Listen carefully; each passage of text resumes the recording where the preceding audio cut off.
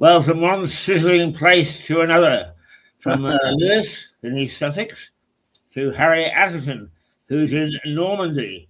Except that Harry is surrounded by beautiful little bars and pubs and so on in one of those classic Norman villages. Have you been out sampling it all, Harry? Well, and I will do after this program. Because, as you can imagine, France is in mourning at the moment, having been eliminated from the World Cup by Spain, their neighbor Spain. So I don't think there'll be much talk about that, mind you, in the bar tonight. I think they'll be licking their wounds. Well, it may be that neither of us will want to talk tomorrow night after tonight. I mean, Argentina have always been our bête noire, haven't they? Ever since Maradona in the hand of God. Yes, indeed. I mean, do you have a forecast for tonight's result? What are your feelings? I think it just might go to penalties. Mm-hmm. And when it goes to penalties, my heart sinks. Yes. Because although we won one on penalties, we are not particularly good at it. Yeah, yeah. We're not good at all when it comes to facing, towards the goalkeeper, as it were. Mm-hmm. But there we go. What's your feeling? Oh, I don't know. I feel fairly positive. I think we could pull it off. I'm not an expert in soccer by any means because, like you, my game all my life has been rugby. But I get an instinctive feeling that Britain is on a roll, and I think England is on a roll, and we'll pull this one off. Might be. Did you see any of last week's game of rugby against? Oh yes, I saw all of that. I got up early in the morning to watch the championship. It's really a very interesting set of games that have been played. It is indeed.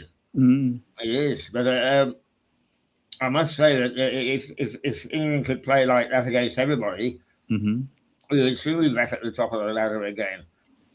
But we seem to be, nobody knows which team is going to turn up. Indeed, and I think they need to play with more imagination. They're not as creative as they should be.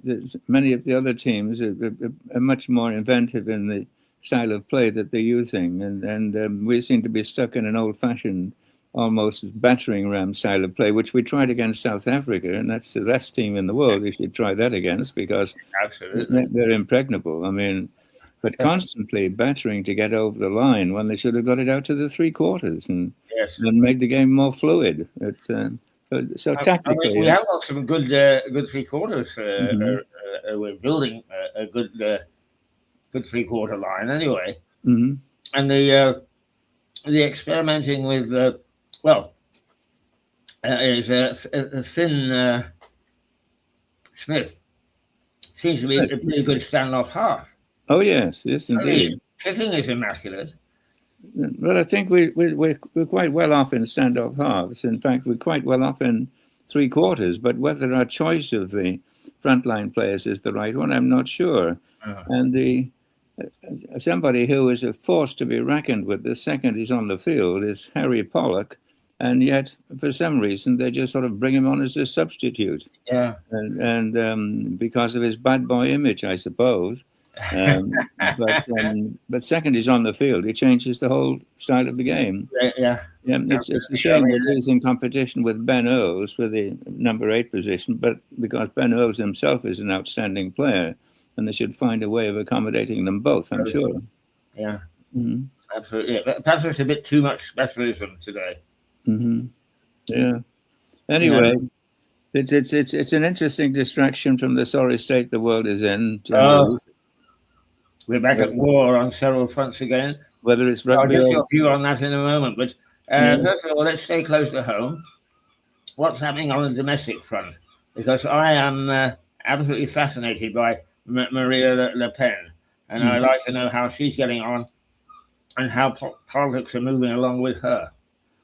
Well, according to the polls, she's going to win, and the various opposition possibilities that she has in the second round, because there are 2 rounds in the presidential elections in France, that the potential people that she'll face she'll win quite handily in all cases.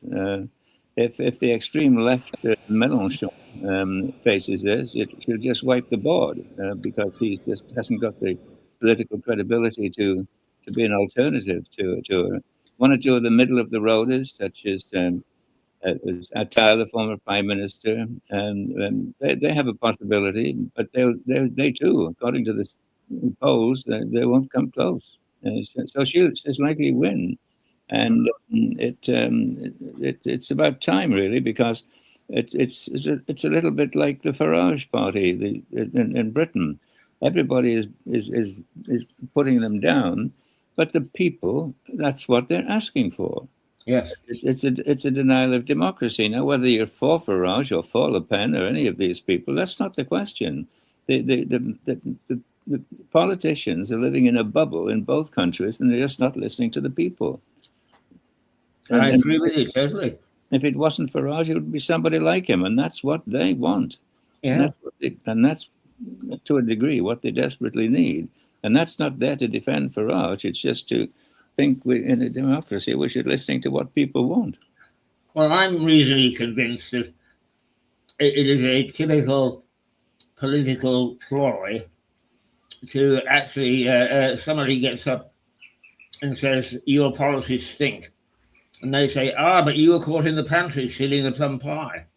Mm-hmm. Yeah. And our media is in such a state at the moment that plum pie, Farage and the plum pie, they concentrate on that sort of stuff, scandal and gossip, instead of whether, in fact, Farage is actually being pilloried. I think he is. You think if there was an election right now, he has a good chance of getting through? Or? From some of the more serious commentators, I'm told that his depth of support in the country is pretty enormous, mm-hmm. and that the political parties are reacting to that. Sure, Starr might well have gone full term. Mm-hmm. It could have been calm waters, but the Labour Party is panicking. The Liberal Party it seems to have gone in reverse, and Badenoch is emerging herself as a pretty firm leader who wants to lead the party in the right direction. But a commentary in the Telegraph the other day said, can she actually bury the old guard fast enough? Yeah. And I think the answer is no, because they're still there on the benches, But I think what has happened is the Lib Dems, for the lanyard class, or whatever they call themselves, they have become simply a rallying point for opposition, as indeed have the Greens. The dissatisfied people who still want to stick with the old system, the old values, and they're there as protest entities, but I don't think they're going to have much effect on British politics or what the British public are looking for. Not the way I read it, and of course all of this the theatre that is surrounding the coronation of Burnham as the incoming prime minister. It's good for him in a sense, but wasn't there anybody in the entire firmament of Labour MPs that has the qualities necessary to put themselves forward, not necessarily to be prime minister, but to be allowed the chance to be prime minister? That this is more like simply a coronation. All the hope is centered on one man, and we really don't know what his policies are yet. And a lot of it hinges, as the newspapers say, on who he chooses as Chancellor of the Exchequer. Yeah. Well, I was a bit taken aback at myself, Harry, because Burnham over 2 or 3 years, mm-hmm. From people that I know as well as in the newspapers. And when the photograph first came up, I realised I didn't recognise this guy. Mm-hmm. I didn't know who he was. No, he's really been very Manchester-centric, if that's the right word. Mm-hmm. And whether he can actually appeal to the entire country, he may turn out to be worse than the one they've got at the moment, Starmer. Well, we don't know. We're really not sure what he stands for, what his policies are. It seems that he feels that Britain is undertaxed, and therefore will boost taxation, and doing nothing about cutting all these frightful and unnecessary expenditures. But we don't know. We don't know what his program is. He says he's going to work within the borders of the limits of the Labour Party manifesto when they were elected with a landslide victory, but I think that's already been blown apart with Rachel Reeves. So we don't know what he's going to do. Now, individually, he's quite a personable guy. He seems to be easy, relatable, and doing well. He's a very good politician, I think. He knows how to work people and change his views according to which way the wind is blowing on us in the morning. So it's obviously got leadership qualities, but what his program is, nobody knows. And also, he's a new boy stepping in from the cold with all the old guard, much as they may be on the defensive, ready to watch his every step. And the people that he's called upon to be his own Praetorian Guard, the Miliband's, for instance, are already disgusted by the country. Well, this is it. I mean, the Miliband brothers, who were essentially his contemporaries when he got into politics, so he's pretty close to them, and they have a lot in common. I mean, David Miliband was a disaster as a foreign minister, and who's probably going to become foreign minister again. And Ed Miliband is transformed into an ideological nutcase. With his zero fanaticism. So I don't know. I mean, I think for him to have any chance of success of pulling the country around, he'd have to distance himself from these people. He's got talent around him, Mahmoud, for instance, and others. But it depends what his choices are. Now, will his old loyalties, as you say, to the old guard, will they stick through? He has a chance to make a good impression, but you only have one chance to make a first impression. And that, we haven't seen that yet. So let's keep an open mind on what he's going to do. There's no alternative to him at the moment. But that can be disastrous for Britain, because already a number of countries are treating us with suspicion. No, yes, indeed. What are we going to do? Where do we stand? It can be. Our allies, quote, don't know. Let alone Westminster. I mean, nobody seems to know, and they're all on the line, holding their breath. Well, when we talk about allies, who we're really talking about? Because I'm not sure we do have allies. And he left. Yeah, I believe this question about Europe. I mean, there's no united Europe. They're all out for their own interests, and we're seeing, the United States is distancing itself from Europe now. People look after their own interests, and there's no outstanding character in the European Union who comes forward to inspire you as a leader of the European. Yeah.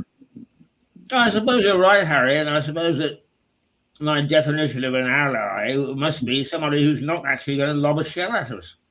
Well, somebody you can rely on when you need it. When you need an ally, I can't think we can rely on any of these people. In what sort of situation? I mean, I agree with you. Yeah.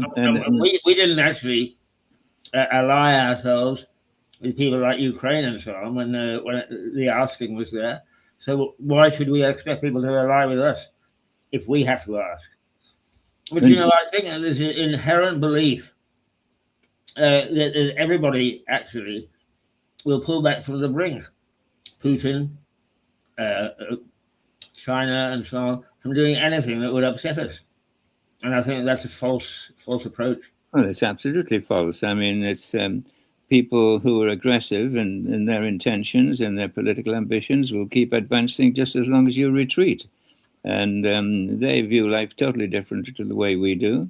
In fact, even the individual members of the European Union view life differently to the way we do. They're totally different cultures. You'll never.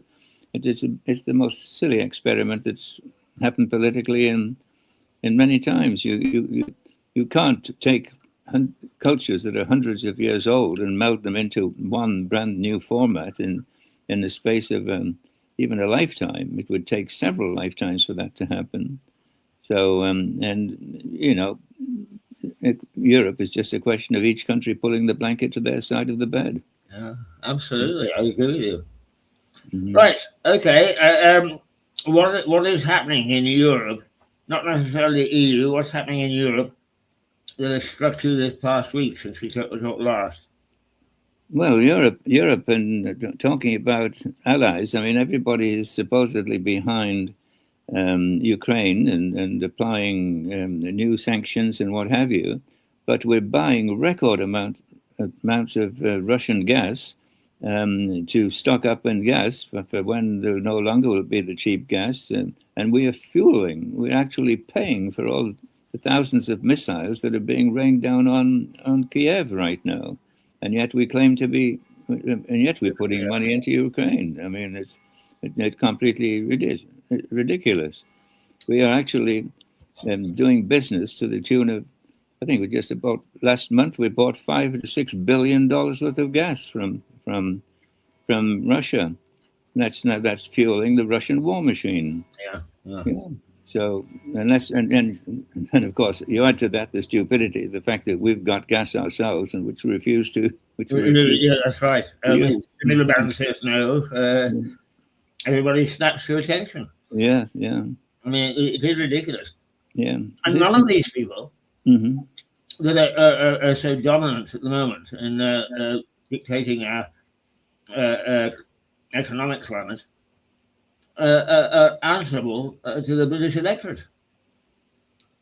Indeed. Well, the British electorate is being ignored. I mean, the Tories proved themselves useless, and they were no longer conservatives in the final 10, 15 years of their recent hegemony in British politics. They weren't Tory conservatives at all. They become almost the old style liberal Democrats, and party has still got so many wets in it, Gok and people like that, and Kemi Badenoch is trying to bring it back into some form of Tory posture, political mental posture, and she's doing a fairly good job, but it's going to be a long time before she gets the party cleansed of all of these wets and makes it a true alternative to Farage, to what the people want. The people want a more right-wing government at the moment.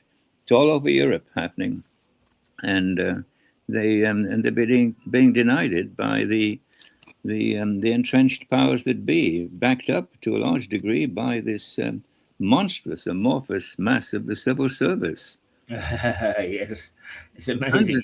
Hundreds of thousands of people who themselves are a political element. Yeah, yes, minister is a predominant way of running the government, I think. Right, Harry. Let's move on from Europe and then Britain. What has our Mr. Trump been up to? Well, Trump is started up the war again. The nightly bombardments. Well, mind you, nightly. He started daytime raids at the moment, but they're just half. They're just not serious efforts. He's not doing anything to cause any real pain to Iran. Only when he starts attacking infrastructure such as bridges, energy centers, oil production, takes out Cork Island or something quite serious like that. And surprisingly enough, many of the water desalination plants. That's the only way you'd bring Iran to its needs. It's to its knees. It's led by a band of ideological fanatics and bombing their military installations, which they've got now well hidden, and still quite powerful. They're able to riposte quite easily with the huge supply of rockets and drones. So unless he starts to fight a serious war, he's going to lose. I'm not sure if he hasn't already lost. Yes. Well, I mean, it was interesting that the first ship to put its nose into the Straits of Hormuz was attacked. Yeah. Yeah. It's all right. We'll let you alone. Boom. But Trump has produced has proved that he's not the person of the moment. He started off with I mean, a detestable guy in terms of his personality, but a few ideas that I think were needed. One, at least, is to stop the Iranians getting the atomic bomb. That was a very necessary step. And so the Iran war was very necessary to put a stop to that. They were apparently very close to having the bomb. And so that is to be praised, but his handling of it is ignoring the technical advice of his military people and all the rest of it, his bombastic fashion of doing it. I mean, he is dangerous, and the sooner he's gone from there, the better. But like everything, you don't want to throw the baby out with the bathwater. No, it's essential for the future world security that Iran does not get the bomb, and therefore it's essential that we bring about regime change or put the country in such an economic state that it cannot pursue those types of ambition.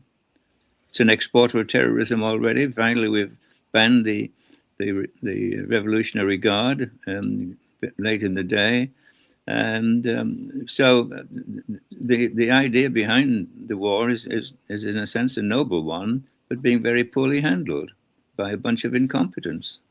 What is it, Harry, do you think, creates a situation like this where almost every Western nation has been in either suspect or weak leadership all at the same time, and all at the time that they are needed?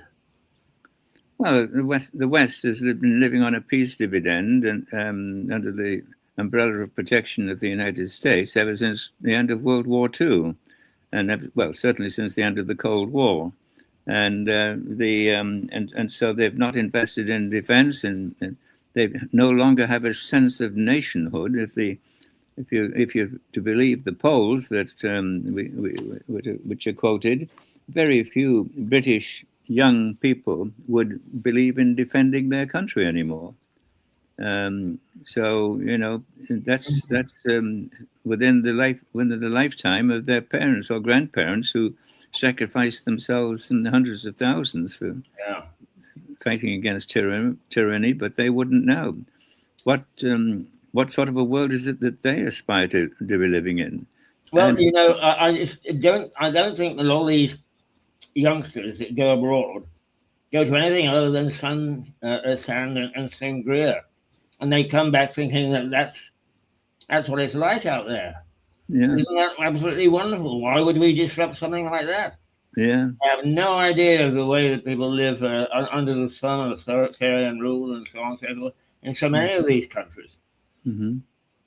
Well, this is it. I mean, do we want to retain the Britain? Well, if you're in my childhood, that's one aspect of it. But the world is changing all the time. We perhaps we're no longer up to date with the collective will of the people. But is there such a thing as a British identity anymore? Devolution. Many of the old hatreds have come to the fore. Scotland, Wales, the English. I'm not sure it's a very healthy situation to be in, and so maybe our time is past. And the news. I think it is, Harry. Having said that, what's filling the gap isn't very satisfactory. I mean, we can't say anymore. Well, that's not very good, but at least it will do. We're having to say that's not very good and it won't do. But we don't know what's going to fill that gap. You're quite right. Well, we're living in a world now where this Anne Widdecombe's death, for instance, the notion that we should have political or ideological assassinations, terrorist assassinations in Britain, it's almost becoming as if it's normal. The hate that is being spewed both by left and right. It is a country that is becoming highly unrecognizable unless we're prepared to clamp down very hard on that. That's going to the new world that our children, grandchildren, and their children are going to grow up in.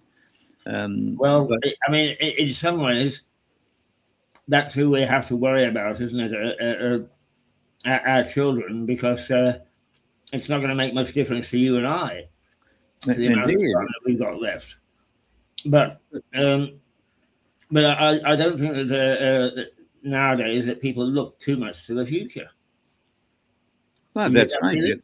They look for the moment. They live for the moment, and they want somebody else to pay for it. That's the yes. Yeah. And of how course, are we on? I had occasion this week to ask AI if they could find out for me the people involved in a concert in Moscow with the Korean, what I understood, the Korean State Orchestra and the Moscow Symphony. And he came back and said, there's no record of ever, those two musical groups playing together. And I said, well, I was at this concert. And apparently, what they do is they put together an orchestra of traditional instruments, which this was. And for such occasions, the Russians put together a skeleton orchestra, not really the proper symphony. And this was a brilliant concert. It was an absolutely brilliant concert. But I also found out one of the pupils that I had, and the reason that I was there when I was in Moscow, was a lovely little Korean girl who apparently benefited very well from my training because she went back to be a star reporter in Korea and went out and became a White House correspondent and reported on the big issues in the States. So I was quite pleased that in asking about one thing, I discovered something else. Yeah. But Korea, Russia, what of them? Well, Russia, in many ways, I worry less about Russia than our reaction to it. Russia has, under the current regime, is aggressive. It's trying to rebuild the old Russian Empire, or at least part of it, and it's failed. It needs to be resisted.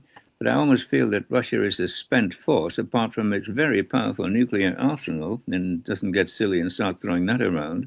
It is no longer an economic force to be reckoned with, and its economy is essentially based on fossil fuels, and they're in decline in usage generally in the world. There's going to be an oil glut fairly soon, I think, once the current problems are resolved. So I don't see Russia really being in a position strong enough to cause a lot of damage in the next few years. It can be useful waving that flag, that possibility, to get the Europeans to spend more on defense, because it's only when you have a strong defense that you deter aggression. So it's very important that we use this opportunity to build on the myth, I suppose, that Russia will attack the rest of Europe. I think it could do in parts up in the Baltics, one or two adventures there. But no, I don't see Russia as a long-term threat, but only as long as we keep ourselves well armed and ready to deter them. And you know, with this wishy-washy approach that Britain has, is that reflected in the rest of Europe?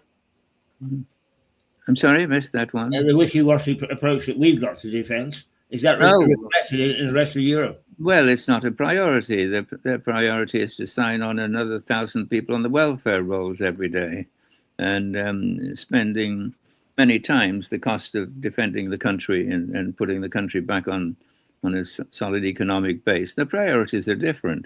They cater to their voters. These are the people who will vote for them. And it's a way of purchasing votes. All these benefits, if you take them away from them, they're going to vote for somebody else. So keep giving them benefits. Yeah. I mean, I think there's a lot of truth there, Harry. Is that happening in other countries? Oh, to a degree, yes. To a degree. Though there's one or two kickbacks happening in some of the so-called left-wing Scandinavian countries, where an incipient nationalism is creeping back in, and they're reacting against immigration. Even left-wing governments in Sweden and Denmark, and they're realizing that the public does not want that, and that their political future is based on taking a stronger line on it. So there are encouraging signs, but we're not there yet. We're still living off borrowed money, and increasingly borrowed money, and unfortunately, it looks like Mr. Burnham will be borrowing even more. Yes, it's very frightening. I mean, one of the things about Japan, even though it's borrowed far more than we have, it's its own money.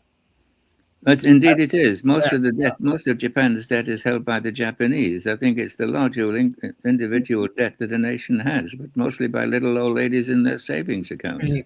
And so it's less of a problem. But they're in the front line, of course, against an emerging and even more aggressive China. So they, too, are in a very delicate position.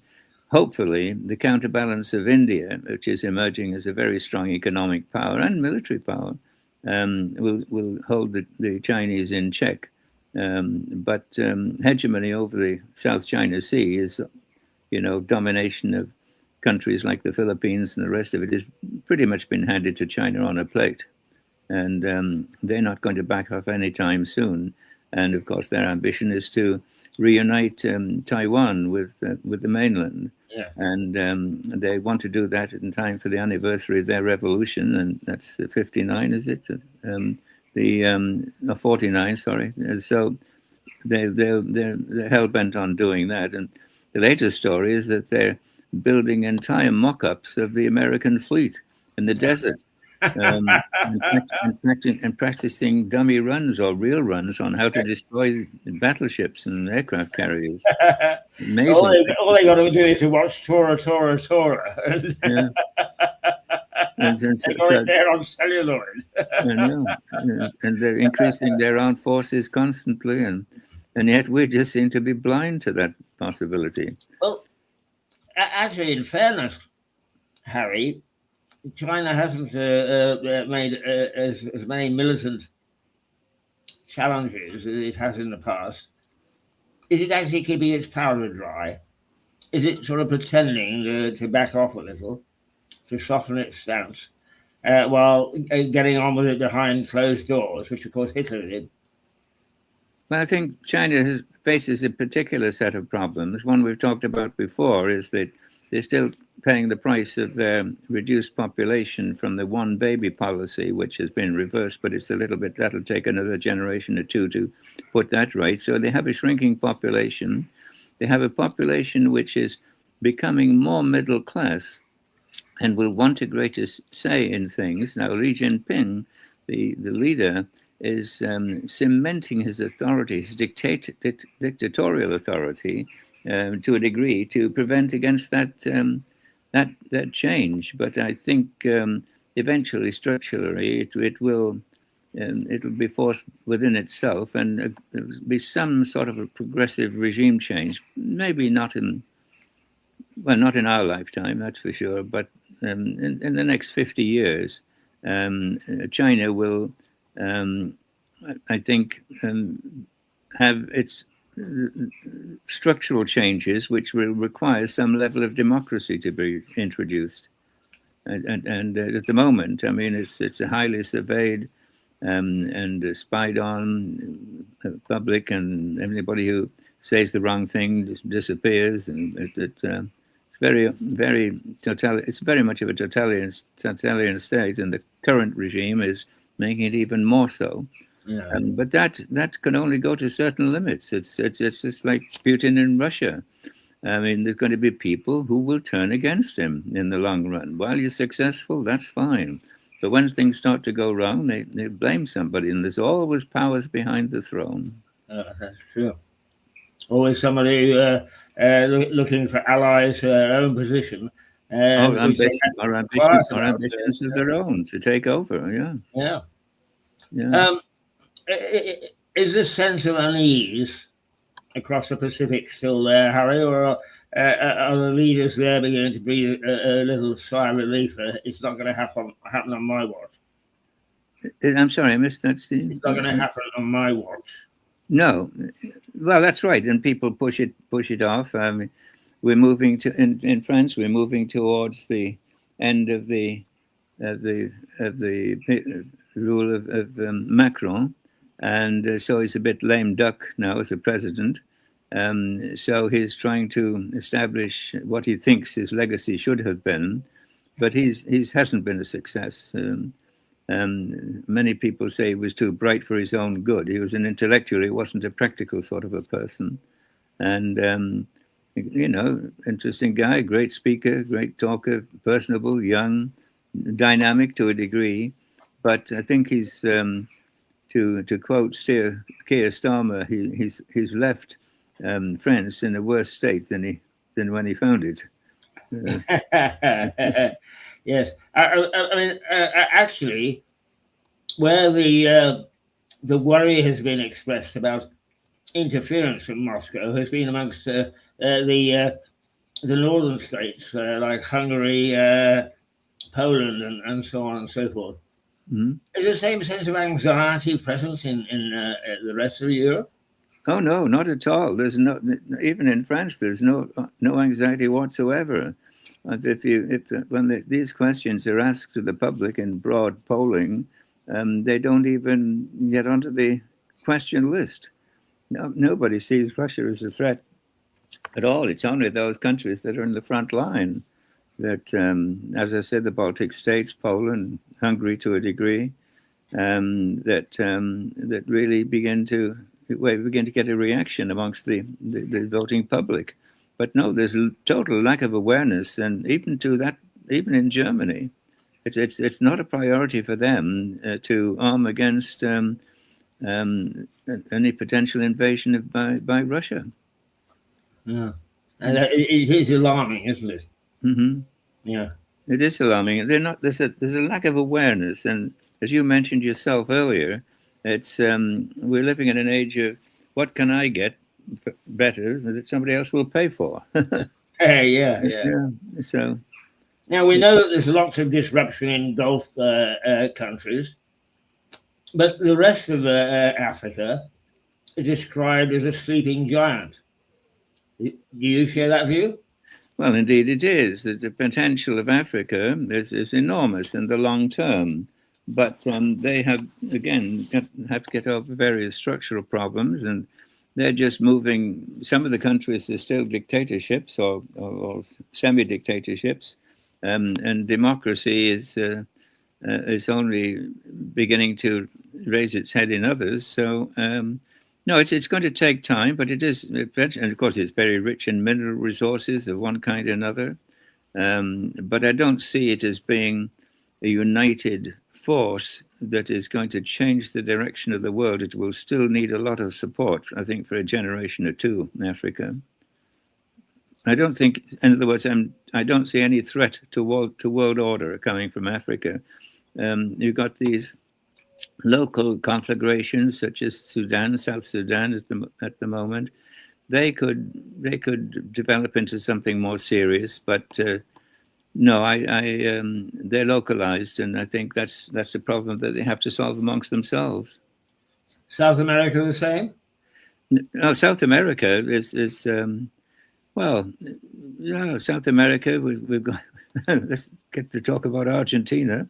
And if they win tonight, they will be literally politicizing the event to try and get their hands back on the Falkland Islands, which is a bit of a joke, really, considering the history of the Falkland Islands were annexed to Britain in as early as 1690, and Argentina didn't exist until 1816. So how they can claim the Falklands is a mystery to me. And of course, the Falklands were settled mostly by Falklands. If you take the name Falklands, it's a name I think that comes from Fife in Scotland, and it was essentially settlement in the Falklands began in the 1830s and 1833 about. So the society, the Falkland Islanders, are overwhelmingly British, and voted overwhelmingly to, apart from 3 votes, I think, to remain British when they had the referendum. So the actual logic of why Argentina has any territorial claim on the Falklands is a mystery to me. Yeah. Proximity seems to be the only thing, and it's not that close, is it? No, it's not. It's not a question of proximity. I mean, there are many other flashpoints or potential flashpoints that exist in the world. I think of lots of other islands in the Pacific, which were claimed by Britain and then eventually relinquished by Britain because it was their policy not to do anything about it. My wife comes from one of them. She's a native of New Caledonia, which was discovered by Cook on his second voyage of discovery. But eventually, the Brits did nothing with it, and it was annexed by the French in 1851. Admiral Despointes sent 10 sailors ashore to raise the French flag. They were promptly eaten by the natives, but so he was upset about that. So he sent more sailors, and they put a little bit of order back in life, and then the French developed it initially as a penal colony. Now it's one of the world's largest sources of nickel, but it was British. Now it's French. I mean, these places change. Treaties are made, and in fact, going back to the Falklands, there is a formal treaty that was negotiated and signed and agreed upon that it would remain British. And the signatories to that are now wanting to undo that treaty. So either treaties are worth something or they're not. Harry, we've gone around the world in 45 minutes. Mm-hmm. Can you give us an overview of what you think is happening and what could likely happen? What is happening in the world in general? Generally speaking, overall. Well, I think we're heading towards some sort of economic crisis, but then again, we always have been, and we always pull back from the brink. On the positive side, I don't see a major war breaking out because it would be catastrophic. It would be the end of the human race if we got into an atomic war or a full-scale war. So I think common sense and commonality of interest will prevail long before that happens. But we're still on the slippery slope, and I think things will get worse before they get better. But the future of the world, the past history has always been cyclical, ups and downs, and I take a positive view. I think the problems that we face now are not insoluble. They will be resolved, and you and I will probably be long gone by then. Yes. But wherever we are, we shall be watching this and with interest. And but no, my view for the future is fairly positive. I think we very often build crises that loom larger than they really are. Yeah, I mean, it is interesting that actually Russia did not pull back from the brink when it should have, and actually I always remember interviewing an economist from, yes, an economist from The Economist. And he used the phrase, the markets rose up and spanked them. And Yeah. Well, that's so true. I the markets do have that power of spanking, don't they? yeah, but these are the forces that are at work. I mean, eventually, if Britain doesn't get its economic act together, the International Monetary Fund will step in.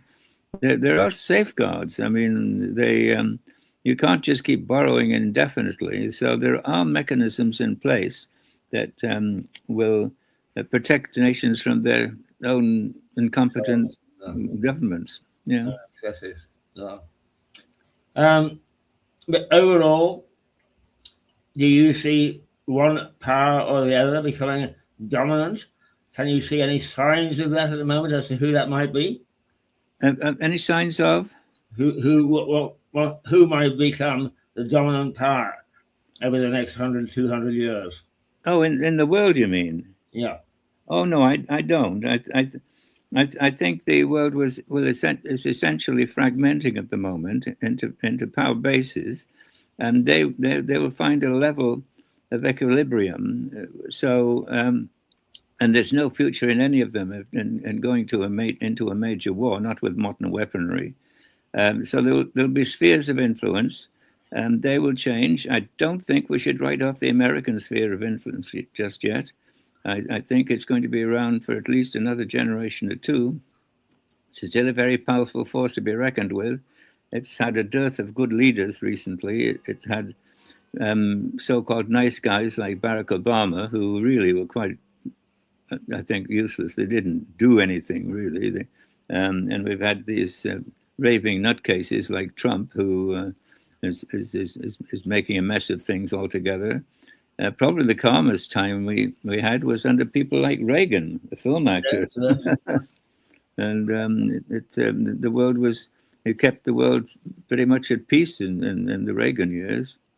So, it's not worth saying he was a good president or a bad president, but Harry Truman was a great president, I think. He kept the lid on things after World War II. And so we need somebody like that to take over. And on the sphere of influence of which we will be part. Now, the other Asian spheres of influence, led by China, of course, and involving North Korea and others, and maybe some of the Middle Eastern countries, there'll be other spheres of interest, and they will follow their path. But all things being cyclical, they've constantly, the more powerful somebody becomes in a regime, the more they've got to watch their backs. Yeah, that's right. Well, Harry, as usual, wonderful analysis. We have gone out live, but this will be replayed tomorrow morning for those people who are used to having you on on a Thursday morning. So if you roll out of bed and you've got the television controller in your hand, at some stage you can click it and watch yourself. The reason I couldn't do it tomorrow morning is because I'm seeing the surgeon tomorrow. I managed to fall over for the second time in 2 weeks and tore all the muscles in my left arm. And it's a bit of a mess, actually, inside, and all my ligaments are broken and very painful. So I'll be seeing the surgeon tomorrow to see if, he's not going to take my arm off. Yeah. Well, let's hope not. Yeah. Well, Harry, we wish you all the best with your visit to the hospital. And catch up with you next week. Here next week. And catch up with you next week, I take it. Yeah. Yes, and I am, because my own program is often dictated by people with stethoscopes around their necks. I understand what you'll be going through tomorrow. But hopefully that won't last for too long. Well, tomorrow we'll be able to celebrate England's victory over Argentina. So, Yes. Well, 3-1 is round. Don't drop the glass. 3-1 is my forecast. Is that right? Yeah. All right. Yeah. I shall watch as we go along to see how close you are to be able to say that's what it should be. And you know what? If they lose, as long as they played the game, I'm going to shrug.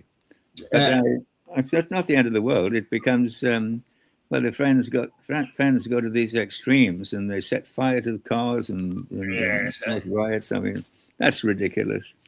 Well, perhaps to one or two people it is the end of the world, but to us, certainly not.